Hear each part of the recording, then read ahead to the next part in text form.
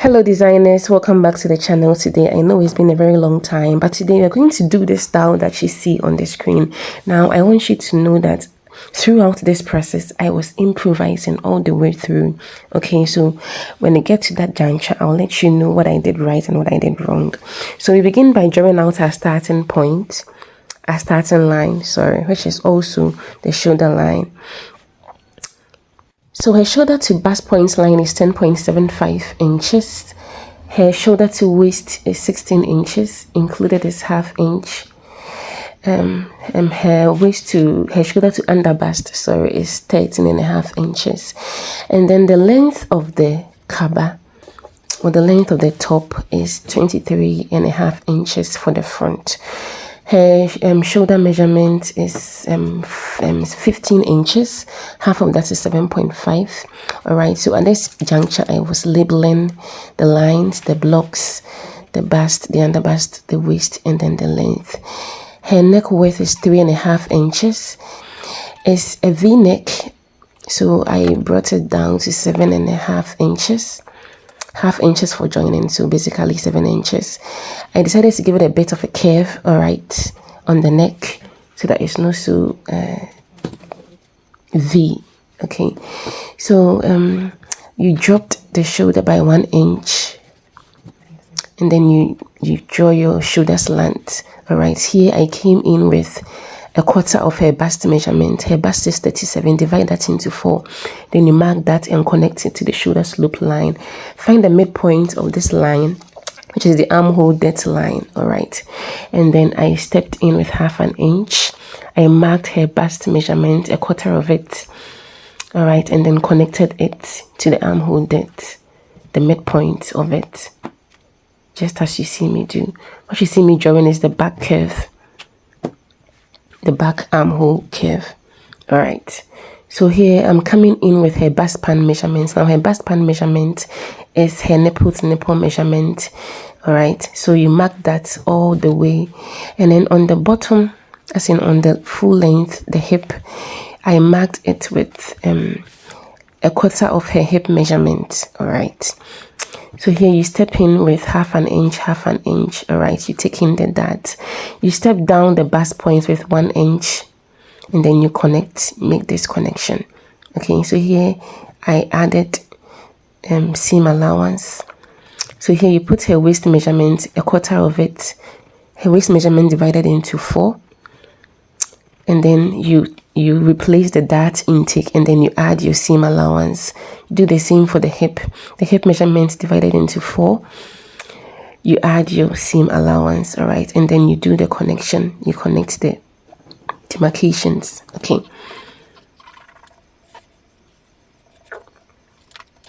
here I was trying something new, so I divided her under bust measurement, under bust circumference into 4, and then I marked it on the under bust line. That's why you see that curve there. But in hindsight, it creates this difficulty when you want the shape. Okay, so I wouldn't really advise it, but it's not bad. It wasn't bad. It didn't turn out badly. It just gave me so much problems. All right. So that was one of the improvisations I was making, that in hindsight I wouldn't really do. Okay. So once everything is done, you curve it out. I stepped up on the shape line of the bottom by about 2 inches, and then I connected it to 1 inch beneath the length of the top. Okay, so that's it. So here I have drawn my zipper line.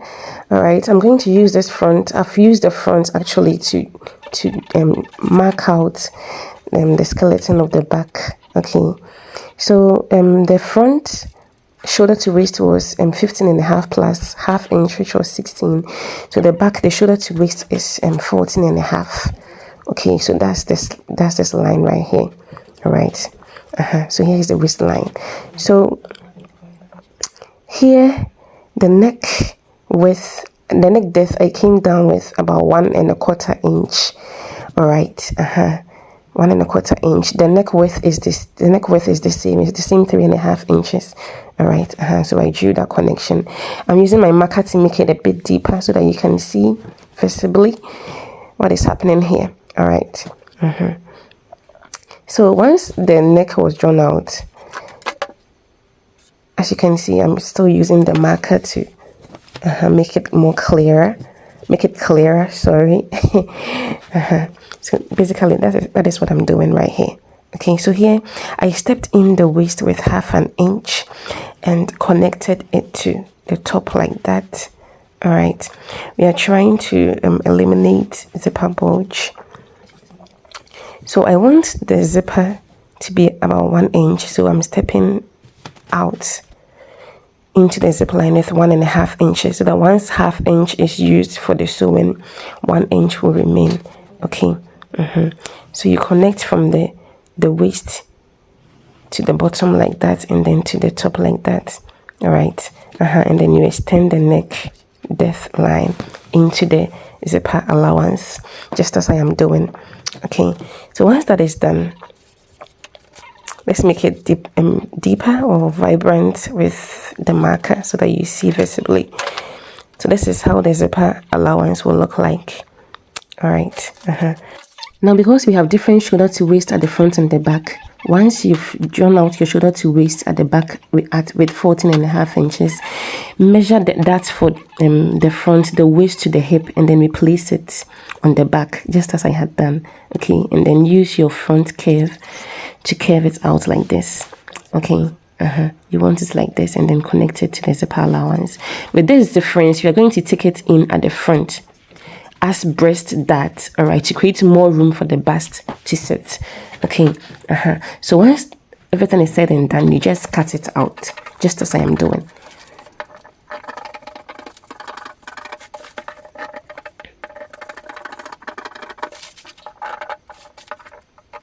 Now there are 2 ways to go by the bottom. Okay, you can separate it at the waist, all right, cut out the dart, and then hold it with a masking tape to get the width, all right, of the bottom once the dart is sewn, and then you use that to cut on your fabric. Or you can do it this way by separating it with the dart included. You cut your fabric, all right. That means once the fabric is cut, you're going to sew the dart on the fabric and on the lining. Okay. So there are 2 ways. I choose to do mine this way. You can choose to do it the other way. All right, eliminating the dart, taping it with your masking tape before you cut it on your fabric. Once that is done, you don't have to sew the darts anymore. Okay, but I choose to do mine this way. So this is what we have. Okay, here we are going to do our hexagonal yoke. Now you can choose to do it this way. It will give you a fuller yoke, which in hindsight should have been that way.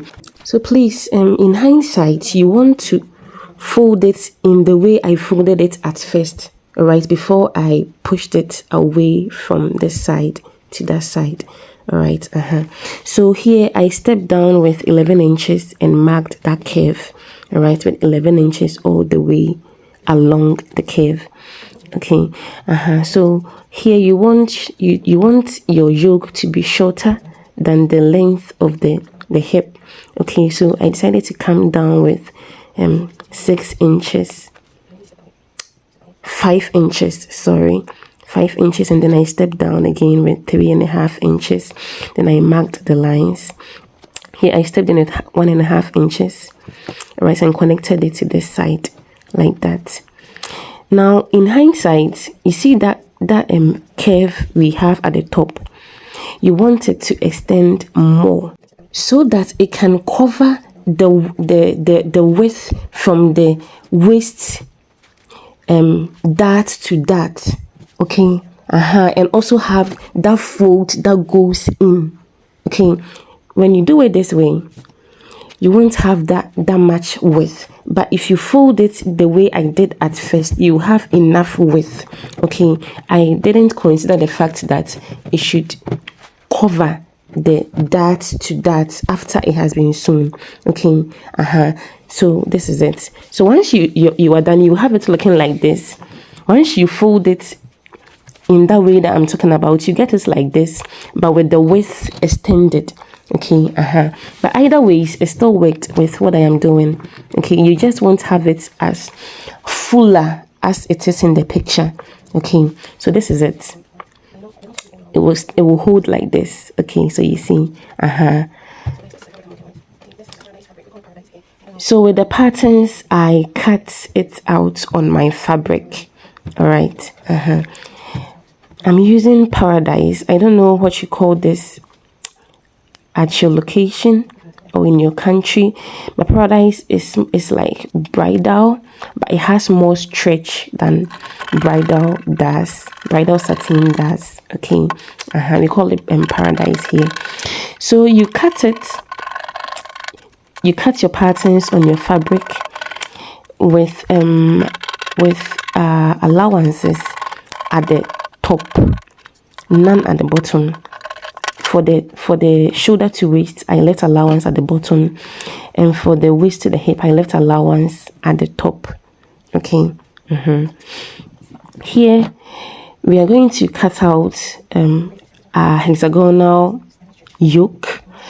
You want to cut it on stretch, all right, on bias way, cross way, so that it has stretch on the waist, because you'll be attaching it to the waist, all right, which has a bit of a curve. So ensure that you are cutting it on cross grain, okay, so that it has stretch. All right, just as I am doing. So according to the picture, you need one from your waist dart to dart, then one on your side, left side, one on your other side. All right, and then you will need one at the center back, actually from your back dart to dart waist.